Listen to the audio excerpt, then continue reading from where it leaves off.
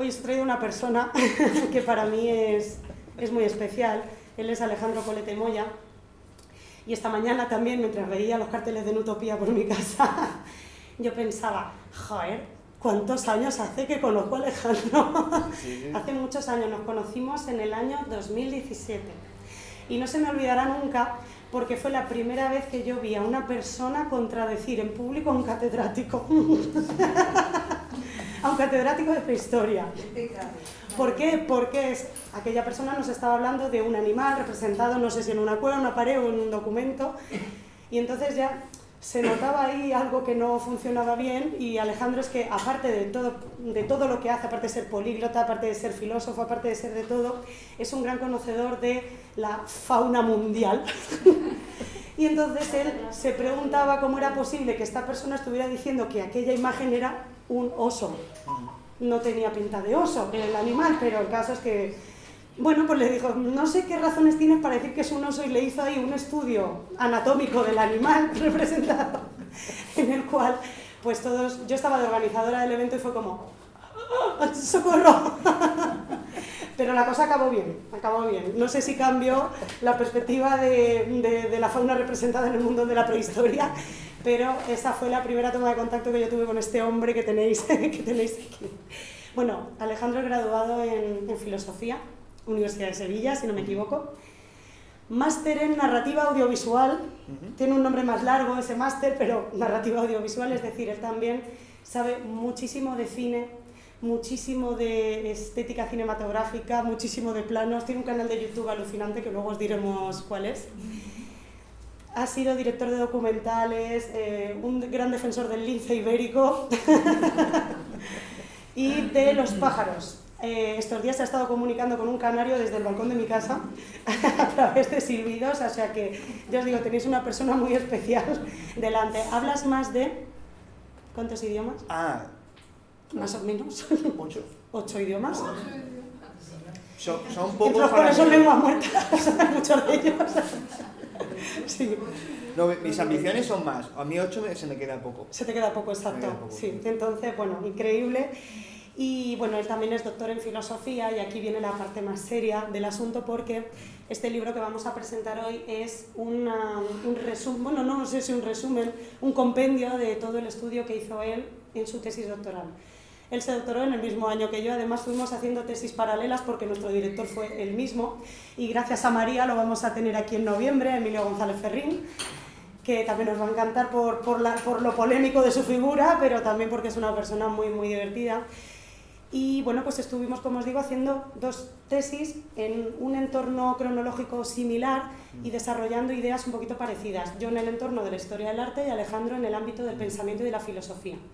Entonces era muy bonito ir viendo cómo había muchas sinergias, que esto bien lo sabe María, que es una gran conocedora también, esta chica de rojo, de todo ese contexto cultural. Y era muy bonito ir viendo cómo ese pensamiento islámico y desde la antigüedad tardía que él iba desglosando progresivamente en su tesis, se iba reflejando en el arte. Entonces ya os digo que fue muy bonito. Hubiera estado muy interesante que más gente se sumara para hacer una tesis de economía, de no sé, de otras cosas, de política, de territorio, geografía, y hubiera sido ya completo, pero nadie se ha animado por el momento. Así que me parecía muy interesante aprovechar que Alejandro venía a hacernos una visita, presentar su libro e iniciar este taller pues desde el punto de vista de la filosofía, para que luego tanto a mí como a vosotras os cueste menos a mí impartir y a vosotras entender lo que yo estoy diciendo, que a veces sabéis que se me va la olla. Entonces, yo creo que va a estar muy, muy interesante. Si os parece bien, para que esto no sea un monólogo mío y luego de Alejandro, vamos a entablar una conversación entre los dos en la cual podéis intervenir y se convertirá en una conversación más amplia, preguntando todo lo que queráis. Así que cambiamos de diapositiva, que luego se me olvida. Y mis alumnas aventajadas me lo dicen siempre. Así que Alejandro, bienvenido. Muchísimas gracias. Me alegro de que estés en Alicante, que no estés en Siberia acampando con una tribu siberiana, cosa que también ha hecho o pretende hacer en breve. Y bueno, pues lo primero que vamos a hacer es una introducción a este libro, para que veáis cómo se articula y por qué ha sido tan necesario un estudio de estas características. ellas ya saben que el Islam no es una cosa alienígena que surge en la Arabia preislámica y que de repente, boom, se va expandiendo así como, no sé, como si fuera el universo y un agujero negro, ¿vale? Sí. Son, como os digo, alumnas aventajadas y saben muy bien que hay un contexto cultural más amplio, un contexto religioso. Pero me gustaría que nos contases de qué va el libro y qué es lo que no van a encontrar en el libro. Sobre todo eso es importante. Gracias, Alejandro. Sí, nada, muchas gracias a ti, Belén, y muchas gracias a la asociación porque esto es fantástico. Estoy contentísimo de estar aquí con tanto público, es increíble. O sea, me siento realmente afortunado. Muchísimas gracias por la invitación. Yo siempre se lo digo, que hay más alumnos y personas aquí que en el grado de estudios árabes. Sí, no, hay más gente aquí que en el grado sois muchísimos más, y en el de árabes. filosofía igual también ya. Sí. No, bueno, el de filosofía, yo he dado clases de filosofía donde el único de la clase era yo. O sea, que ya con eso hacéis una idea de cómo está el grado de filosofía. Pues sí, bueno, hablando un poco, introduciendo el libro y el qué del libro y el sentido del libro, etcétera. Al final, la tesis doctoral, que esto al final, como ha dicho Belén, esto es una especie de adaptación de la tesis doctoral que escribí yo. Yo siempre concebí esa tesis doctoral como un ensayo más que otra cosa, porque a mí lo que me apetecía escribir era un buen libro. Al margen de la temática, al margen de todas las cuestiones, para mí la cuestión principal era escribir un buen libro, un libro que fuese entretenido, un libro que fuese también no solamente no educativo, sino estimulante, que fuese una lectura que estimulase al lector y que le propusiese cosas y que le cuestionase cosas y que al final el libro de manera natural entablase una conversación con el lector. Eso es lo que a mí me apetecía hacer. Entonces al final cogí, bueno, el tema este que siempre me ha apasionado, el tema, yo no sé si esto lo he dicho en alguna de otras presentaciones, pero bueno, si no lo confieso aquí, yo vi Lawrence de Arabia cuando era muy pequeño, o sea, no sé qué edad tenía, pero yo recuerdo, tengo grabada en mi memoria la escena en la que Omar Sharif sale tumbado en la arena escuchando a ver en los raíles del tren, a ver cuándo pasa el tren. Eso es uno de los recuerdos que yo tengo más tempranos de mi infancia. Y entonces al final me ha acabado fascinando de muchas maneras y al final he ido volviendo una y otra vez al mundo árabe o al mundo islámico desde diferentes ángulos. Porque había un ansia así como de viajar y de conocer esa zona a nivel más de aventurero. A medida que he ido conociendo y estudiando filosofía, pues ha habido una aproximación también a ese mundo que ha sido desde la historia de la filosofía, desde la historia del pensamiento, desde el arte. Se han ido acumulando como diferentes caminos que me han llevado una y otra vez a Oriente Medio. Y entonces me resulta un mundo fascinante. Es un mundo fascinante cuya fascinación se ha extendido además a todo el Mediterráneo, porque al final la cosa es que no puedes ver ninguna de estas regiones, las puedes entender aisladas. Entonces, a pesar de que nosotros tenemos nuestra imagen clásica de cómo es el mundo árabe, después al final las cosas son muy complejas. Claro, exactamente. Al final, en nuestro caso, el mundo es mediterráneo. De hecho, o sea, literalmente tenemos el Mediterráneo aquí al lado, tal cual. Vivimos en nuestro marco cultural civilizacional, si lo quieres llamar así, es al final mediterráneo. Y entonces el mundo islámico no es un mundo desconectado, ya como ha contado Belén, pues efectivamente, o sea, el Islam no aparece como así como decía Aristóteles, esto que decía el de los animales, formación espontánea, que decía que los bichos crecían espontáneamente en los sitios. Pues el Islam no crece espontáneamente de la nada, sino que crece en un contexto cultural que es esto que veis aquí. El Mediterráneo es ese contexto cultural que es, bueno, los mares conectan, porque igual que tenemos aquí el Mediterráneo, pues el Mar Rojo es otro punto de conexión de civilizaciones, el Mar Índico ha sido otro punto de conexión de civilizaciones, y al final el mar une. Y al final, pues todo Oriente Medio está total y absolutamente conectado con ese mundo mediterráneo y más allá, porque bueno, podríamos hablar también de la ruta de la seda, etcétera. O sea, al final nada está desconexo, siempre todo está siempre conectado. Entonces, igual que está conectado geográficamente, y vemos que en la geografía todas estas cosas están conectadas, también están conectadas temporalmente, es decir, igual que sincrónicamente todos estos espacios están conectados, diacrónicamente todas estas culturas que florecen, crecen, se expanden, decaen y generan después otras, todas ellas también están diacrónicamente, es decir, temporalmente están también conectadas.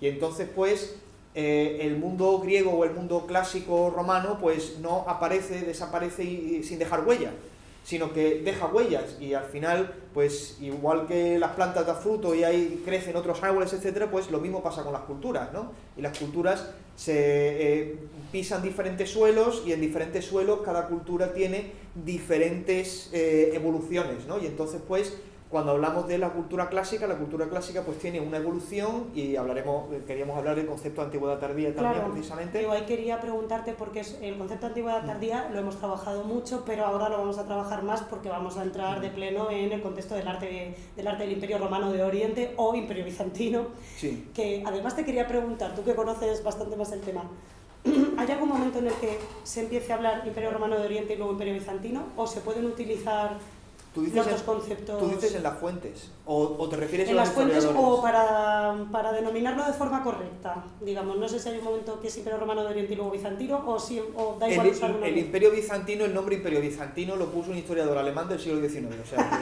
como el arte gótico, románico y el mudéjar. O sea, os digo, o sea, todavía el emperador, o sea, Mehmed II, que es el que conquista Estambul, hereda el título de Sultan-e-Rum. Sultan-e-Rum es sultán de los romanos, tal cual. Sultan-e-Rum, sultán de los romanos. Y hasta 1923, que es cuando cae el último sultán del Imperio Otomano, que es cuando ya se forma la República de Turquía, hasta 1923 había alguien que llevaba el título de César de los romanos, que era el emperador otomano, porque estaba el título Sultan-e-Rum, y también estaba el título Kayseri-Rum, que Kayseri era de César, de Caesar. Y, o sea, que exactamente, que bueno, la palabra alemana Kaiser también viene de César, ¿no? Entonces, si hablamos de cuándo cae el Imperio Romano, técnicamente el Imperio Romano cae en 1923. O sea, que técnicamente... Hace 2 días. Ayer me decía Alejandro, dice... Jolín Belén, dice, con lo anarquista que ya me considero y lo que echo de menos el Imperio Romano. Y como había un orden ahí, la gente pululaba para allá y para acá, eran ciudadanos, ¿no? Y es verdad, es que fijaros cómo cambia la concepción del siglo V, que nos han dicho en 400 y pico que la fecha de ellos. Claro, sí. En el siglo V cae el Imperio Romano y ya viene otra cosa, no sabemos qué, pero viene otra cosa. Claro. Fijaros desde otra perspectiva. Es que, fijaos que cuando tú dices, por ejemplo, el Imperio Romano cae, ¿no? Y dices, ¿en qué sentido cae? Se caen los edificios, todo se cae. El código legal, o sea, imaginaos que dice, España se ha caído, pero que tú sigues pagando Hacienda, que Hacienda lleva el mismo nombre, que la gente, que los policías siguen, que los juzgados siguen, tal, no sé qué, pero que España se ha cambiado el nombre y se llama, yo qué sé, lo que sea. Pues tú puedes decir que España ha caído, pero si todas las instituciones continúan, ha caído, pues el Imperio Romano sigue igual. O sea, oficialmente, digamos, de nombre, pues sí, efectivamente, en la parte occidental, pues las potencias germánicas son las que, bueno, los señores feudales estos de la guerra germánicos son los que en principio lo que hacen es gestionar el territorio, pero ellos lo que dicen que ellos están gestionando en nombre del emperador romano, porque el emperador romano está demasiado ocupado para gestionar tanto territorio. Entonces, pues lo que dicen es, bueno, pues en vez de, como el emperador romano está en Constantinopla, pues yo te gestiono la península ibérica, los visigodos gestionan la península ibérica, los francos gestionan lo que será Francia, etc. Pero después ellos, como tienen creatividad cero, pues lo que estaban haciendo es utilizar el mismo código legal del Imperio Romano. Entonces, si el que te cambia es el gestor, pero tú después el código legal es el mismo, los impuestos son los mismos, el arte es el mismo, la literatura es la misma, la lengua es la misma, ¿en qué sentido ha caído el Imperio Romano? Pues al final prácticamente hasta el siglo X, que es cuando hay un cambio de verdad legal, o sea, hay una revolución legal que se produce entre el siglo X y el siglo XIII, que ahí es cuando se elabora lo que nosotros, bueno, el inicio, ¿no? La semillita de lo que va a ser después nuestros códigos legales. O sea que hasta el siglo X en el mundo europeo occidental tú no puedes decir realmente que haya caído el Imperio Romano, porque todo el mundo está continuando En cuanto a idea cultural, exactamente, a nivel cultural, exactamente. Etcétera. Pero por eso quería que explicases un poco en más profundidad o desde el pensamiento filosófico el concepto de antigüedad tardía, claro, que es el que vamos a utilizar mucho en este... Sí. O tardorromanidad, ¿no? Se puede... Sí, a mí me gusta más tardoantigüedad. Tardoantigüedad. Pues tardoantigüedad, chicas. A ver si me acuerdo luego. Sí, el concepto de tardoantigüedad es, o sea, hemos dicho que las culturas cambian y que las civilizaciones se transforman y que en diferentes suelos, pues, igual que las especies, ¿no?, cambian, las llevas a otro sitio y evolucionan de otra manera, pues con las culturas pasa lo mismo, ¿no? Y entonces, cuando hablamos de tardoantigüedad, lo que estamos hablando al final es de un periodo en el que estamos hablando ya todavía de que técnicamente, en todos los sentidos, el Imperio Romano está continuando, pero ya ha habido una revolución cultural, es decir, culturalmente no estamos hablando ya del mundo romano clásico o la antigüedad clásica que nosotros pues asociamos siempre pues Platón, Aristóteles o en el caso romano pues Julio César, Cicerón, esta gente, ¿no?, que es lo que nuestra imagen del mundo clásico como lo conocemos, ¿no?, la antigüedad como la conocemos. Hay una revolución cultural y la razón por la que el libro se llama Hijos de Alejandro Magno, y entonces ¿qué tiene que ver Alejandro Magno con el Islam, con toda esta gente que tiene que ver, ¿no? Pero sí que tiene muchísimo que ver. De hecho, lo que yo quiero defender en el libro es que precisamente la semilla de lo que va a ser después el Islam, el primero que la planta es Alejandro Magno. No por nada, sino porque Alejandro Magno cambia totalmente el mapa del mundo conocido, por lo menos desde nuestra perspectiva europea o mediterránea, porque el mundo mediterráneo estaba totalmente desconectado o muy lejanamente conectado con la India. Y entonces de repente Alejandro Magno empieza una campaña militar que dura 7 años y esa campaña militar empieza en Macedonia y acaba en el Punjab, lo que hoy día sería Pakistán.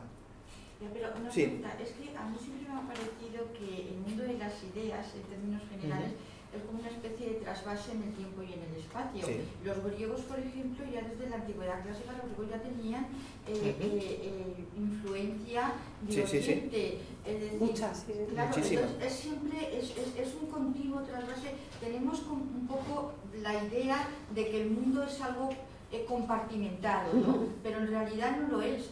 Es decir, por ejemplo, si te vas al periodo medieval, aquí en Europa teníamos la cultura encerrada en los monasterios y sin embargo no se pudo evitar que por los polvorientos caminos fueran llegando nuevas ideas. Entonces yo creo que más allá de la campaña, que efectivamente fue así totalmente, pero más allá de la campaña de Alejandro Magno, es que ya todas esas ideas pero se producen cosas importantes porque en la campaña suceden varias cosas. Primero que, porque sí que había contactos y además, sobre todo económicos, porque la ruta del Mar Rojo y el Mar Índico existía igual que existía la ruta de la seda desde mucho antes de la Edad Media, la ruta de la seda es antiquísima, lo mismo estaba la ruta índica que llegaba desde el Mediterráneo, bajaba por el Mar Rojo y llegaba hasta la India. Y entonces eso conectaba el Cuerno de África con Egipto, con el Mediterráneo, con la India.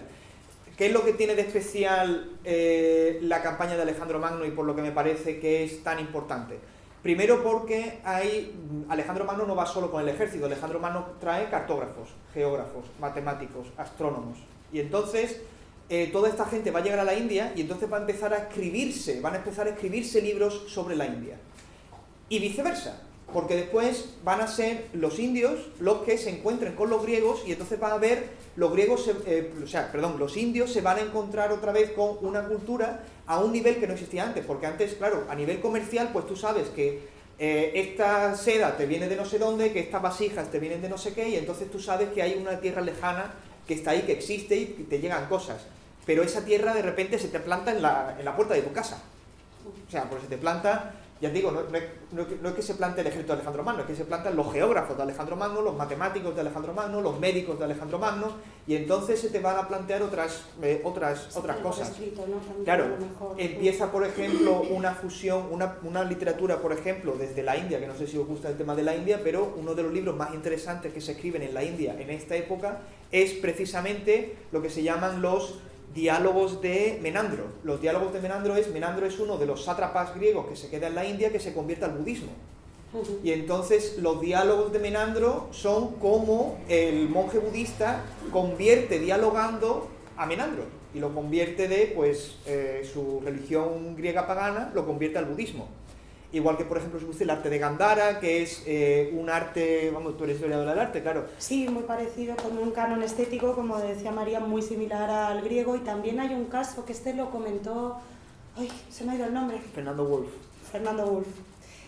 Un caso en el que aparecen escenas de Buda con Hércules, por ejemplo, con la figura de Hércules, es decir, la figura de Heracles. Hércules llega a la India, pero como dice Alejandro, también viceversa, y como comentaba María, es decir, que son esos contactos que van llegando desde antes, pero que probablemente en la época de Alejandro Magno ya se intensifican de tal manera al ir dejándose por escrito, no había, y al llegar allí no había una conexión a nivel de que eran tierras separadas, y de repente Alejandro hace una autopista donde se conectan todas, porque a partir de Alejandro Magno el mundo egipcio no es tu vecino, es parte integrante de ese mundo, y entonces Egipto se va a helenizar, Oriente Medio se va a helenizar, pero es que los helenos se van a egiptificar, y los helenos se van a babilonificar, y los griegos se van a persificar, y todo el mundo de repente está conectado a un nivel que antes no sucedía, que es el cambio de repente, ¿no? Y entonces, por ejemplo,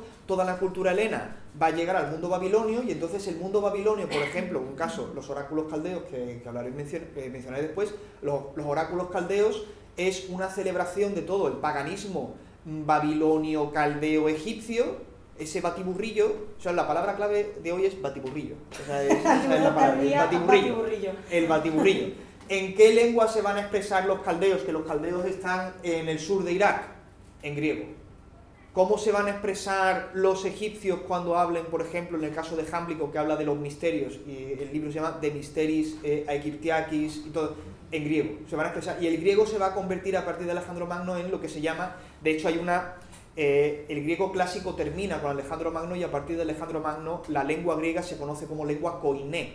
Koiné significa comunión, como quien dice en griego, o unión, koiné, porque a partir de ahí el griego ya ha dejado de ser clásico y se ha convertido ya en otra cosa, ha evolucionado para convertirse en otra cosa. Los evangelios se van a escribir en griego koiné, no se van a escribir en griego clásico, los evangelios se van a escribir en griego koiné, en ese griego que está ya formándose, o sea, que ya se había formado de hecho en toda la cuenca oriental del Mediterráneo hasta Persia, porque incluso en Persia se va a usar el griego, hasta la India prácticamente. Tenemos monedas en griego en Afganistán, y tenemos monedas en griego en Kazajistán y en Uzbekistán, o sea, imaginaos el mundo, ¿no? Que de repente se abre de una manera, ¿no?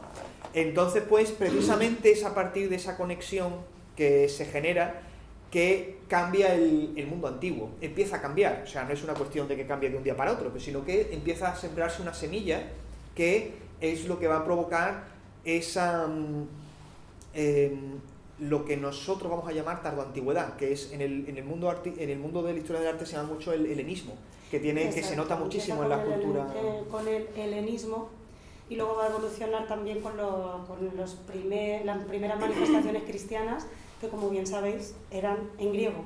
Pensamos que cristianismo igual a latín, nada, hoy vais a salir de aquí sabiendo que eso no, al igual que islam igual a árabe.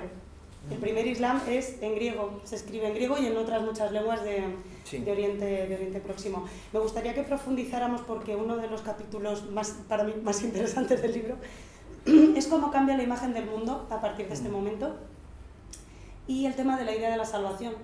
Me parece que está presente desde que el mundo es mundo. Sí. Hoy, haciendo un poquito aquí la preparación, le digo, Alejandro, ¿cómo cambia la idea de la salvación? Dice, no cambia, se inventa. Entonces digo, vamos a profundizar un poco en eso, porque yo me he quedado ahí con la duda. Sí, no, o sea, yo creo que tenemos muy naturalizado que la humanidad siempre ha pensado que hay un mundo más allá de la muerte, o que hay una especie de paraíso, y eso no se sostiene. O sea, en muchísimas culturas, de hecho, el primer texto que nosotros tenemos, el primer texto religioso que nosotros tenemos, bueno, religioso, el primer texto en general que tenemos nosotros, el Gilgamesh.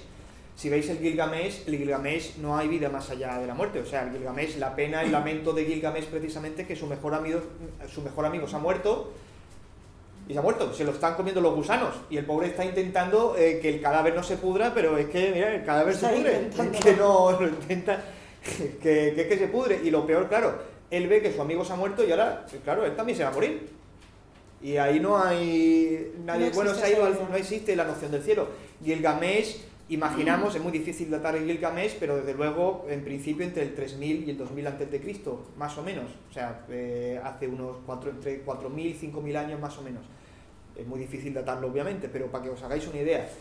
Incluso en la Biblia, en los primeros libros de la Biblia, no hay ninguna noción de vida más allá de la muerte. Si leéis la Biblia y no leéis la traducción castellana, que muchas veces la traducción engaña, si la leéis en hebreo, o incluso si buscáis en Google el concepto de Sheol, S-H-E-O-L, Sheol, esa es la palabra en hebreo para referirse a lo que era el más allá, pero el más allá no era el más allá. Sheol es el inframundo.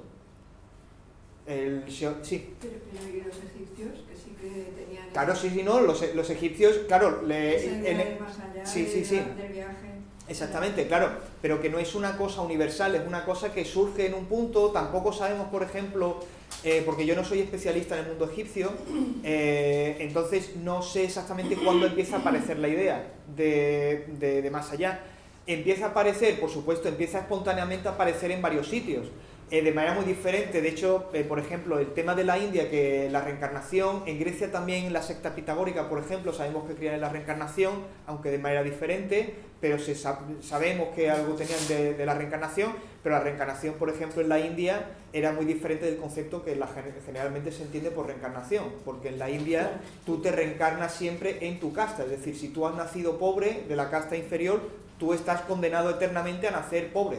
O sea, tú no puedes escapar de tu casta, tú más allá no existe, tú estás reencarnándote constantemente dentro de tu clase. Si has nacido Brahman, siempre vas a reencarnarte en Brahman, y si has nacido de la clase de los guerreros, pues siempre vas a estar reencarnado en la clase de los guerreros. Es decir, no hay... De hecho, el budismo, la salvación que promete es la extinción. Es decir, que no te vas a volver a reencarnar nunca más. Menos mal. Menos mal, ya la No, gente pero está la cansada. pregunta que ha hecho Carmen es muy interesante porque bueno, en las tumbas del Imperio Antiguo ya empiezan a aparecer representaciones del paraíso. Claro, dices, vale, el paraíso pues es tal vez ese sitio amable en el que ¿cómo se representa ese más allá, no? Sí. Que siempre está relacionado con el más acá, es decir, no aparecen cosas raras, sino todo es reconocible. Pero yo creo que es muy interesante lo que ha dicho Carmen, porque la idea de la salvación en el cristianismo, cómo va evolucionando, tiene mucho que ver con todo lo que tenemos en Egipto. Bueno, muchas de las... Sí. Prácticamente el cristianismo es Sí. egipcio, ¿no? El cristianismo Bueno, moderno. yo diría que entre más comillas. que egipcio, o el porcentaje, digamos, es muy zoroastriano. Bueno, zoroastriano De también, hecho, la zona nuestra de- palabra paraíso, la palabra española paraíso, que viene, o sea, se roba del griego, pero es que el griego la roba del persa. Porque la primera noción de paraíso, tal cual como lo imaginamos, que va a aparecer como ese jardín maravilloso que aparece también en el Islam, la noción de paraíso como ese jardín maravilloso, es persa, es zoroastriano. De hecho, sabemos muy bien exactamente, si leéis la Biblia, se puede ver más o menos muy bien cómo se hace esa evolución, porque en el momento en que los judíos van captivos a Babilonia, en Babilonia, ¿con quién se encuentran? Con los persas. Y entonces de repente cuando vuelven del cautiverio a Israel, pues entonces se encuentran que de repente hay profetas. ¿De dónde han sacado a los profetas? De los profetas persas, de Zaratustra. La figura del profeta, de hecho la palabra no hay palabra para profeta ni en hebreo ni en árabe. La palabra que se usa viene del persa. Igual que la palabra paraíso, no existe paraíso ni en hebreo ni en árabe. La palabra que se usa es la persa. ¿Por qué? Porque claramente ha habido un contacto cultural. En el momento en el que los persas entran en contacto con los judíos absorben muchísimas nociones sobre esa noción del más allá. Entonces, si juntamos, por ejemplo, esto, lo juntamos con lo egipcio, de repente hay un momento en la antigüedad tardía, o sea, de hecho, los primeros pasos de la antigüedad tardía, en los que, por ejemplo, en muchas tumbas griegas empiezan a aparecer, en tumbas griegas empiezan a aparecer ya la idea de que el muerto va a ir a un lugar mejor, que no había aparecido antes. Es decir, o sea, si leéis a los autores romanos clásicos o los griegos clásicos, pues tenéis, por ejemplo, Aristóteles no cree en vida en el más allá. Platón cree en la reencarnación, pero bueno, la idea de reencarnación de Platón es un poco rara, porque no sé si... La transmutación de las almas. Bueno, por ejemplo, es que lo de Platón es graciosísimo, porque para Platón no existen hombres y mujeres en términos de alma. Los hombres que se han portado mal se reencarnan en mujeres. y los hombres que se han portado bien, no, os lo juro, o sea, que esto está tal cual. Si leéis La República, el último libro de La República son 10 libros, si leéis el último libro de La República, el libro 10, ahí es donde se explica todo el tema de la reencarnación, y ahí es donde se explica eso, y en otro, que el otro diálogo, creo que es el Timeo, ¿qué? No, perdón. Que desde que el mundo es mundo hay machismo. Sí, eso no ha cambiado. Estamos intentándolo ahora, pero vamos despacio. Pues en el Timeo, que es el otro diálogo de Platón, dice que los hombres buenos se reencarnan en pájaros. Entonces, si eres hombre y eres bueno, eres pájaro, y si eres hombre y eres malo, pues te reencarnas en mujer. Y la mujer en que nos reencarnamos, pues... Pues nada, vosotros veréis. Ya. Os apañáis. Igual subís de nivel. O gestionáis vosotros. Gestionáis vosotras. Entonces, claro, la reencarnación que tiene Platón no se parece a la que tiene Pitágoras, por ejemplo. Es un poco, al final, lo que encontramos, que es una palabra que yo le digo mucho en mis clases, una de las cosas que yo digo es que se aprendan muy bien ciertas palabras, es polidoxia. Cuando hablamos de que, por ejemplo, una religión es polidóxica, o de que está en un estado de polidoxia, hablamos de que hay muchas opiniones dentro de un mismo culto que son válidas. Cuando encontramos una religión que tiene varias opiniones posibles, hablamos de polidoxia. Cuando nada más que hay una opinión correcta, hablamos de ortodoxia, ¿vale? Cuando alguien, claro, la gente que dice que es ortodoxa se refiere a que ellos son los que tienen la opinión correcta. Y cuando hablamos de una religión polidoxa, hablamos de que hay muchas opiniones correctas y que todas conviven. Y así, por ejemplo, era el judaísmo en sus primeros estados. Es decir, no había, por ejemplo, si leéis la Biblia en los evangelios, los Hechos de los Apóstoles, en los Hechos de los Apóstoles hay una escena que es muy interesante, porque San Pablo se presenta al concilio de donde están todos los judíos. Y entonces San Pablo dice: yo estoy aquí en juicio porque creo en la resurrección de los muertos. Y eso levanta, porque hay una secta, los saduceos, que no creen en la resurrección de los muertos. Es decir, que no creen en el día del juicio, como si los cristianos van a coger el día del juicio. Después hay sectas que están, sectas en el sentido de ramas, grupos dentro del judaísmo, donde donde el judaísmo era polidoxo, igual que el cristianismo también lo era. Es decir, no había ningún consenso acerca de, por ejemplo, si hay Trinidad o no hay Trinidad. Había cristianismos no trinitarios y había cristianismos trinitarios. Había cristianismos, por ejemplo, que hablaban... O de si María es o no la Madre de Dios, o si Jesús era hijo de Dios o no. Claro, exactamente. Es decir, hay, Eso. por ejemplo, los ebionitas. Los ebionitas son una rama. Entonces, los ebionitas son judíos de nacimiento. Ellos siguen toda la ley mosaica, pero después ellos admiten admitían, porque ya no existen, se los cargaron. Admiten la validez de los evangelios, siguen las enseñanzas de Jesús y se llaman a sí mismos cristianos, pero siguen toda la ley mosaica. ¿Qué son? ¿Son judíos o son cristianos? Un batiburrillo. O son un batiburrillo, exactamente. O sea, la palabra clave de hoy era batiburrillo. Claro, pero es que eso era el mundo, claro. O sea, si yo digo, por ejemplo, partimos de cristiano, es un cristiano, pero este cristiano no cree en la Trinidad. Ha habido muchos cristianismos, los arrianos, por ejemplo, no creían en la Trinidad. Creen en Jesús, pero piensan que Jesús es un enviado de Dios, pero que no es el Hijo de Dios. Como los adopcionistas, los arrianos, los priscilianos, tal. No comen ni cerdo ni beben alcohol, como los judíos. ¿Qué es? O musulmán, lo que tú quieras. Puede ser batiburrillo o musulmán, claro. Claro, ¿qué es un cristiano que cree en Jesús, pero no cree que Jesús es un profeta? O sea, porque Jesús no es el Hijo de Dios, pero cree en la validez y en el mesianismo de Jesús, pero no bebe alcohol. ¿Qué es? Pues, claro, es musulmán o batiburrillo. Batiburrillo. Claro, pero ese, digamos, es el mundo en el que nos enfrentamos cuando estamos en la antigüedad tardía. Que por eso es una experiencia muy diferente en el momento en el que la gente que estudia clásicas, que estudia, digamos, la carrera del grado de lenguas clásicas o estudios clásicos o lo que sea, Claro, cuando llegan a este mundo es cuando cortan, porque ya esto se ha transformado en otra cosa. O sea, aquí, Patinan. claro, patina mucho porque, fijaos, cuando hablamos de dónde están los centros de conocimiento en el mundo clásico, pues decimos Atenas, decimos Roma, pero en el momento en el que hablamos de la antigüedad tardía, de repente todos los filósofos son egipcios, los filósofos son sirios. Jámblico, por ejemplo, era sirio. Proclo era sirio. Estamos hablando de que Plotino, nacido en Egipto, Jámblico, nacido en lo que hoy es Siria, Proclo, nacido también en lo que hoy es Siria, o Líbano, no recuerdo un sitio de esto. Amonio de Sacas, otro de los filósofos más importantes de la época, también nacido en Líbano. Libanio, ¿dónde ha nacido Libanio? Pues de Líbano. Norte de África, claro, el norte de África, claro, vamos a hablar, pues San Agustín. San Agustín, que todos lo conocéis. San Agustín no ha nacido en el norte de África. Entonces, hay un momento en el que el mundo clásico, el centro geográfico del mundo clásico se ha desplazado totalmente a otras regiones. Y de repente, todo el conocimiento, todo el debate intelectual que se está produciendo en las altas esferas, digamos, de la filosofía, de la ciencia, de todo, está en otras localizaciones geográficas.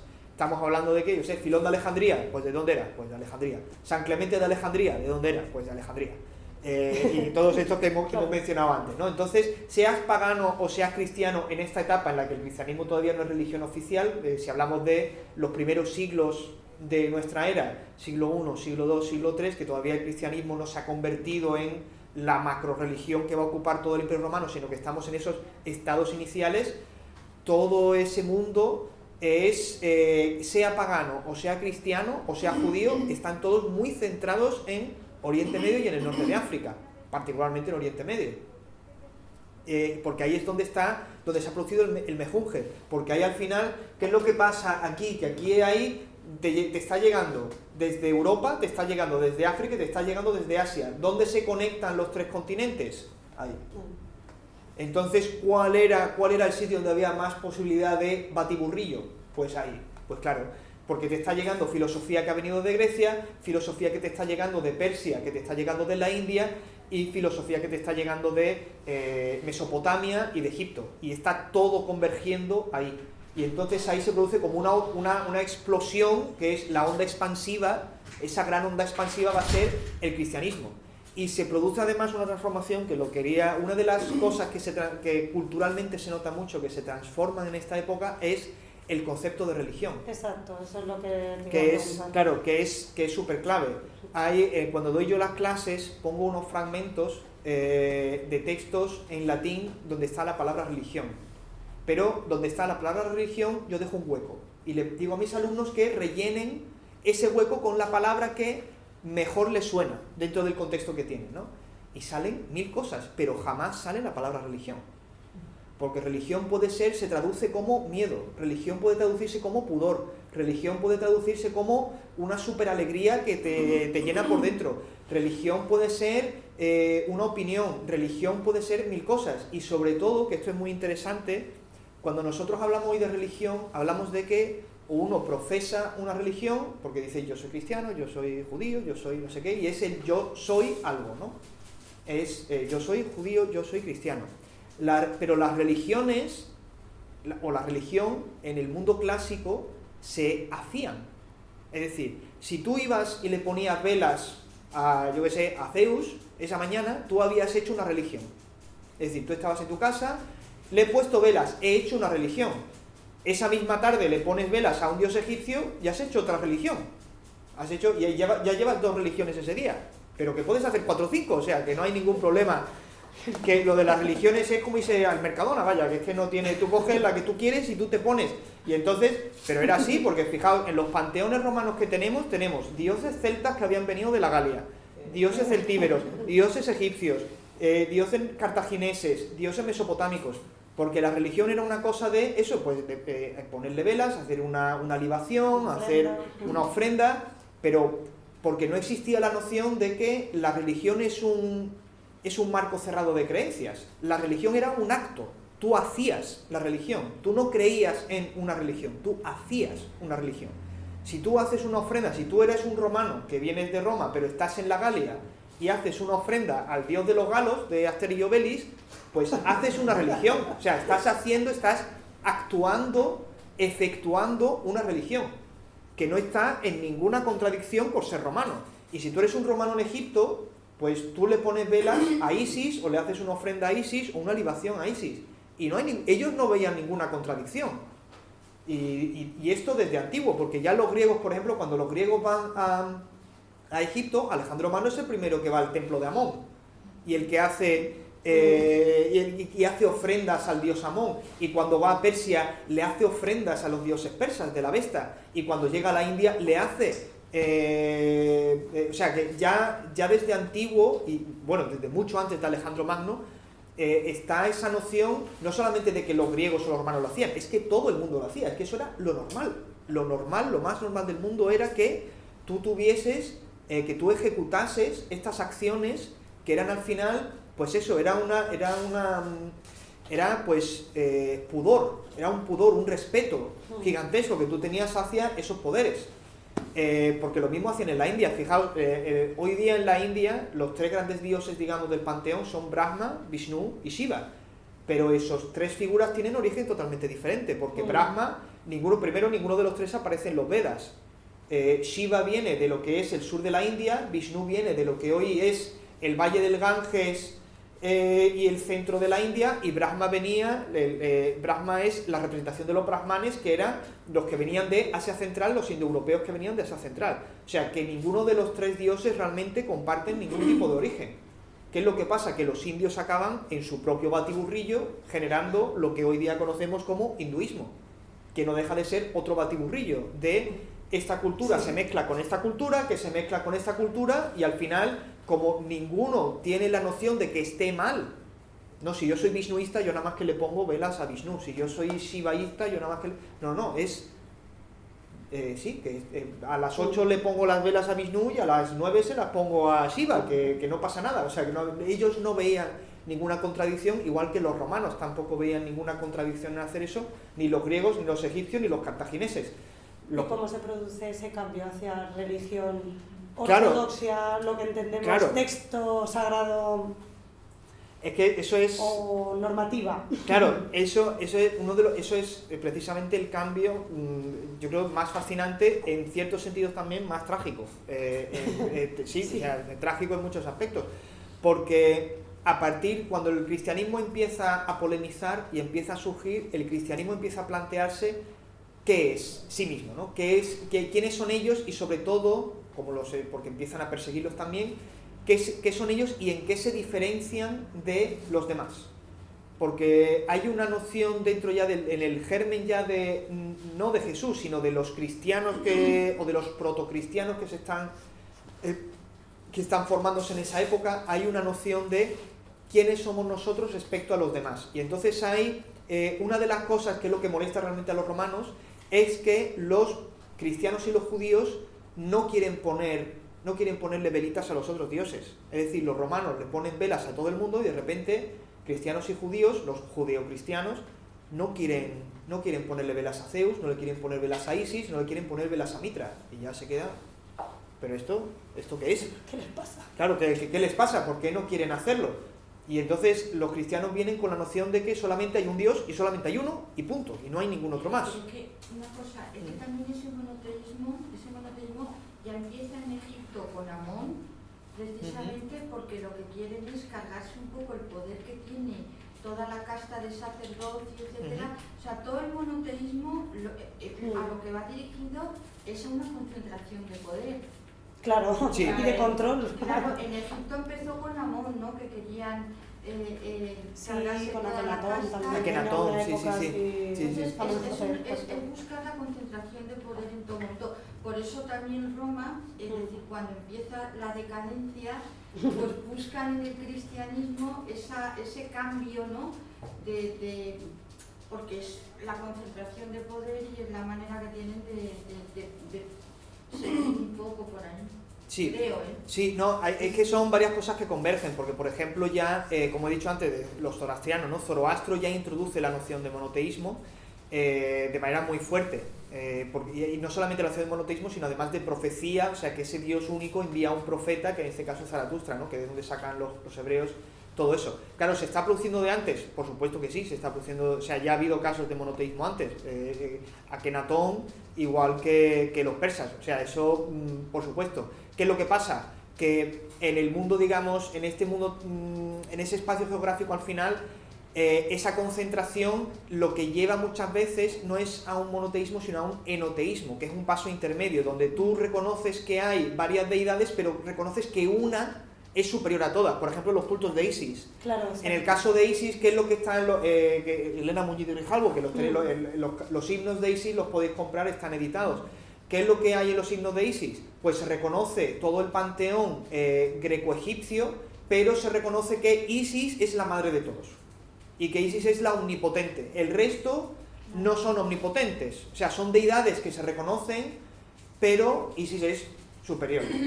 Que al final Isis es un poco lo que va a pasar, Isis, la Virgen María va a coger ahí el manto de Isis, exactamente, porque bueno, en Sevilla tenemos un templo a Isis en Itálica y tenemos otro en la misma Hispalis, en la ciudad de Hispalis teníamos otro, o sea, cuánta gente en Sevilla tenía que creer en Isis para que un templo no bastase, tenía que haber 2 templos a Isis, ¿no? Pero fijaos que Sevilla está en la otra punta del Mediterráneo, que Isis viene de Egipto, o sea, que ha dado un viaje bastante importante, y la devoción, ¿no? que se tiene a la Virgen. Y claro, y la devoción, o sea, Sevilla Mariana... La con la Macarena este verano ha sido para marcar, ¿eh? Desde luego. No Hay si me permitís, hay un libro muy bueno que se llama Espacios fronterizos, de Daniel Boyarin, que es muy bueno, que habla precisamente de esto de la religión. Y empieza con un chiste que es muy bueno, que es un señor que está en la frontera entre Estados Unidos y México y que va todos los días con una carretilla llena de arena. Y entonces cruza la frontera a México y vuelve de México con otra carretilla llena de arena. Y entonces el señor que está en la frontera está todo el día rebuscando en la arena, ve con qué está traficando, ¿no? Y entonces mira y dice, pero con arena, ¿cómo va a traficar? No tiene sentido que esté traficando con arena. Y entonces todos los días pues le pincha, le rebusca, tal, no sé qué, el tío sigue pasando todos los días, y jamás se entera de con qué está traficando, pero con algo está traficando. Bueno, pues cuando llega el guarda, se jubila, ya y le dice, mira, que ya no soy guarda, que no te voy a detener, ya no trabajo, dime por favor con qué estabas traficando en las carretillas. Y el tío dice, estaba traficando con carretillas. Claro, sí, claro, pero al final, porque es la forma y el contenido, ¿no? Entonces, hoy día, Sevilla, superciudad mariana, de la Virgen María, tal, no sé qué, católica, ha cambiado el contenido, porque en vez de Isis, es la Virgen María. La forma permanece, la carretilla permanece. ¿Sabéis cuándo es la primera vez que tenemos una estatua de alguien rezando con los brazos así?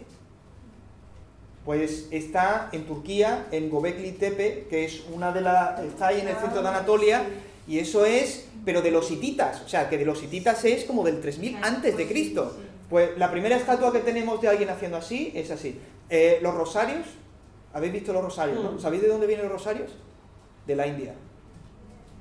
Las cuentas que llevan exactamente los musulmanes que tienen su propia versión del rosario, que son las que tienen cuentas, que son exactamente, pero ¿qué es lo que pasa?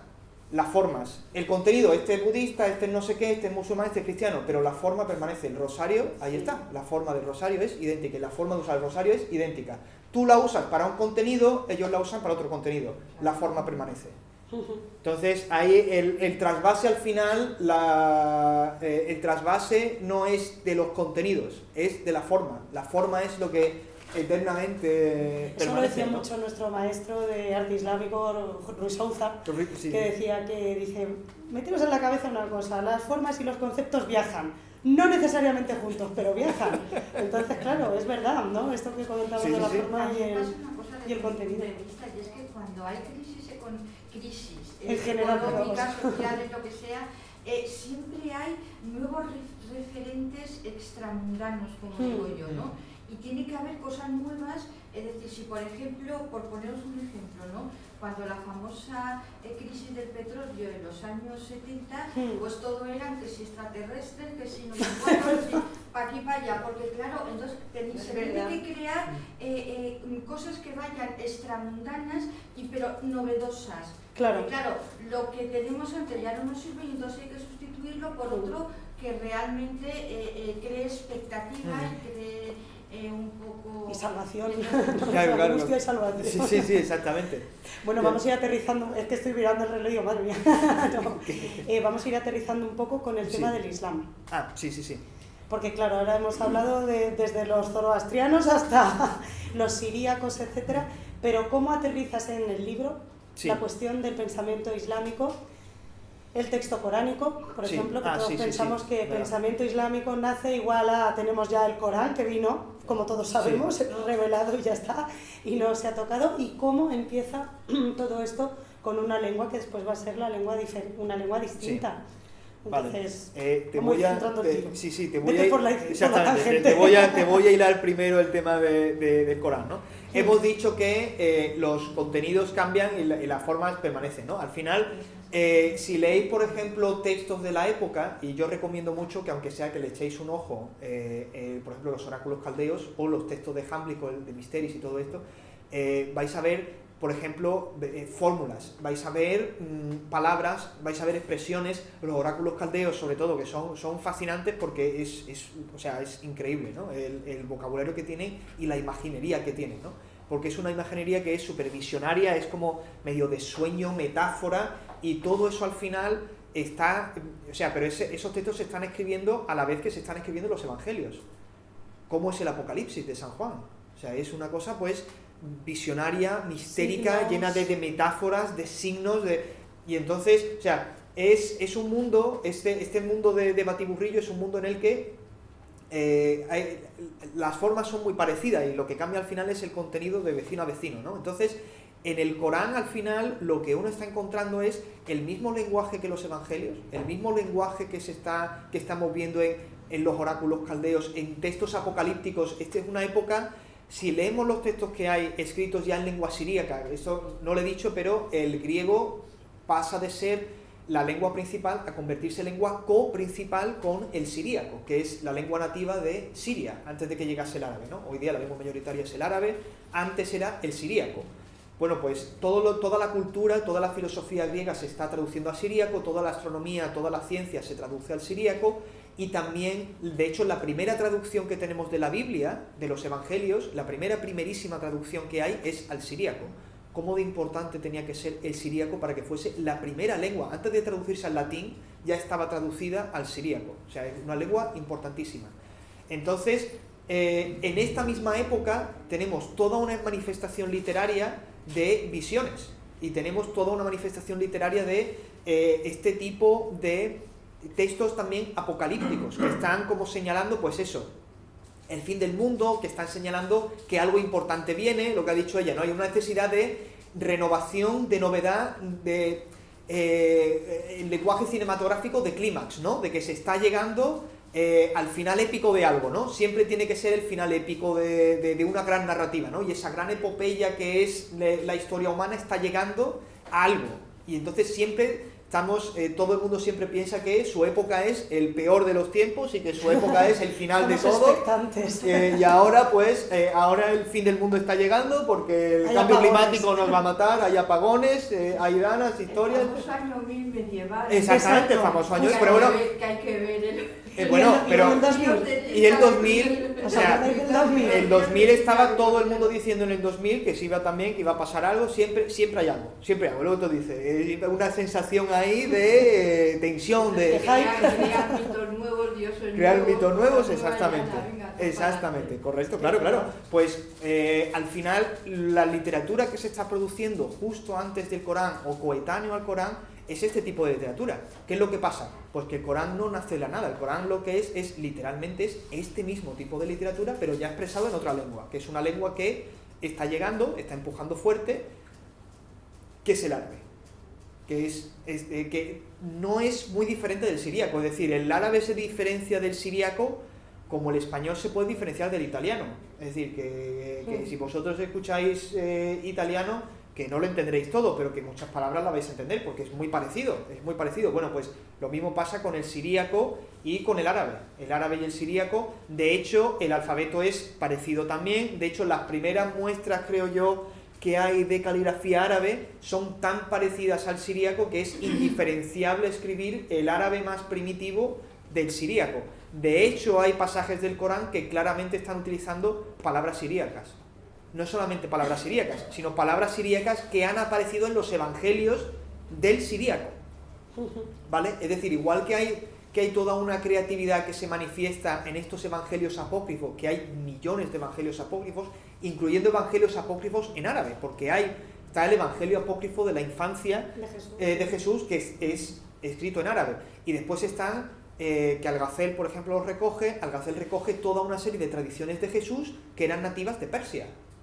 Y él la recoge en árabe, o sea, no se puede decir como que, de hecho, puede que haya un evangelio de los persas, yo no estoy seguro, pero puede que lo haya, porque ahí tenemos evangelios que se han conservado solamente en etiópico, o sea, que Etiopía, estamos metidos ya bien en África, pues tenemos las visiones de Isaías, por ejemplo, las tenemos en etiópico, tenemos también incluso evangelios en búlgaro, o sea que en lenguas eslavas, y la primera lengua eslava que tenemos conservada es el búlgaro.